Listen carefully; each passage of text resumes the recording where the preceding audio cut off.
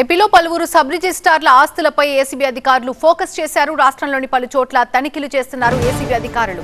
Chilamathur sub registrar Prasad ఇంట్లో సోదాలు నిర్వహిస్తున్నారు. అనంతపురంలోని సబ్ రిజిస్ట్రార్ ప్రసాద్ నివాసంతో పాటుగా ప్రసాద్ దగ్గర పనిచేస్తున్న సోమశేఖర్ ఇంట్లో సైతం ఈ సోదాలు జరుగుతున్నాయి. గత నెల 4, 5 తేదీల్లో సోదాల్లో లభించిన సమాచారంతో ఇవాళ తనిఖీలు చేపట్టారు.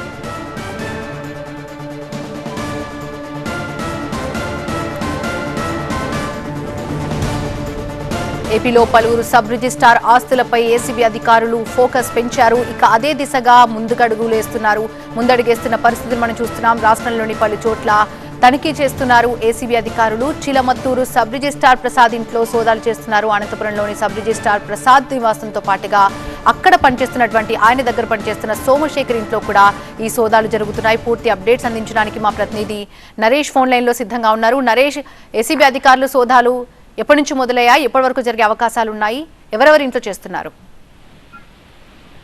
రాష్ట్ర వ్యాప్తంగా అనేక చోట్ల ఏసీబీ అధికారులు తనిఖీలు చేస్తున్నప్పుడు కూడా ఉమ్మడి అనంతపురం జిల్లాలో హిందూపురం నియోజకవర్గంలో ఉన్నటువంటి చిలమత్తూరు సబ్ రిజిస్ట్రార్ కార్యాలయంలో సబ్ రిజిస్ట్రార్ గా పనిచేస్తున్నటువంటి ప్రసాద్, అదేవిధంగా సబ్ రిజిస్ట్రార్ కార్యాలయంలో ఒక ప్రైవేటు వ్యక్తిని పెట్టుకుని వసూళ్లకు పాల్పడుతున్నటువంటి ఒక సోమశేఖర్ అనే వ్యక్తి, ఈ ఇద్దరి ఇళ్లలో ఏకకాలంలో ఏసీబీ అధికారులు అయితే ఇవాళ ఉదయం నుంచే సోదాలు నిర్వహిస్తున్నారు.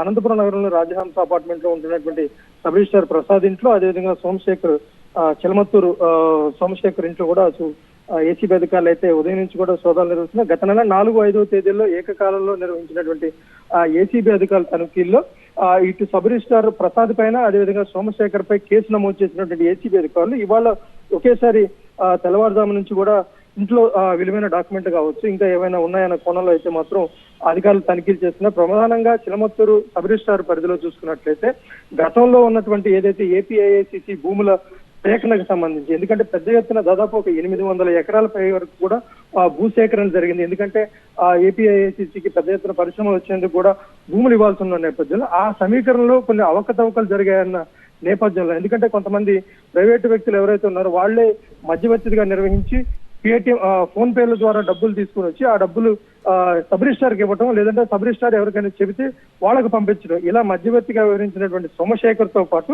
ఇప్పుడు సబ్ రిజిస్ట్రార్ గా ఉన్నటువంటి ప్రసాద్, వీరిద్దరిలో కూడా ప్రస్తుతానికి అయితే మాత్రం అధికారులు సోదాలు నిర్వహిస్తున్నారు. Right, thank you Naresh.